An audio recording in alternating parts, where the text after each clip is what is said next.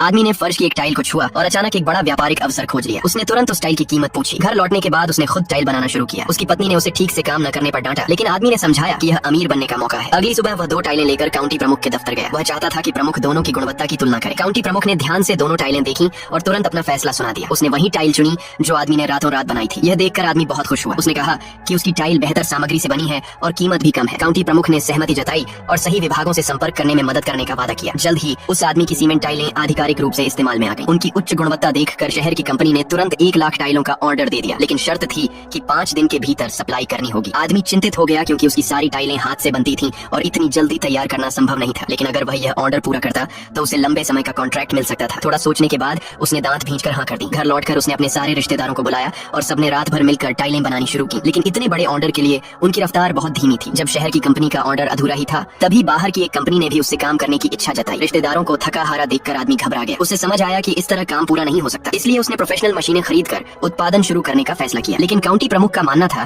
कि उसे ऑर्डर उसकी हाथ से बनी टाइलों की गुणवत्ता की वजह से मिला है। आदमी ने तुरंत वादा किया कि अगर मशीनों को वह खुद मॉडिफाई कर ले तो उनसे बनी टाइलें पहले से भी बेहतर होंगी। मगर हर मशीन की कीमत 2 लाख थी और उसके पास इतने पैसे नहीं थे। ये सुनकर काउंटी प्रमुख ने सरकारी मदद दिलाई। जब मशीनें तैयार हुई तो एक और समस्या खड़ी हो गई। आसपास के गांवों में पर्याप्त बजरी ग्रेवल नहीं बची थी। काउंटी प्रमुख ने बैठक बुलाई। पता चला कि जल विभाग ने अभी एक नदी की सफाई की थी और उनके पास बहुत सारी बजरी पड़ी थी जिसका कोई उपयोग नहीं था। वह बजरी टाइल फैक्ट्री भेज दी गई। इस तरह कच्चे माल की समस्या भी हल हो गई। फैक्ट्री में बजरी से भरा ट्रक आता देख आदमी बहुत खुश हुआ। काउंटी प्रमुख की मदद से उसका टाइल व्यवसाय दिन ब दिन बढ़ता गया। 1 साल बाद उसने एक कंपनी शुरू की और यहाँ तक कि सरकारी नेताओं से पुरस्कार भी प्राप्त किया। लेकिन जब काउंटी नेता उसकी फैक्ट्री का दौरा खत्म कर रहे थे तो आदमी ने काउंटी प्रमुख को एक रहस्यमय डिब्बा दिया। जैसे ही प्रमुख ने उसे खोला, उसका चेहरा तुरंत बदल गया। उसने धीरे धीरे मोटी गड्डी नकदी की निकाली। ये देखकर बाकी सभी नेता तुरंत गंभीर हो गए।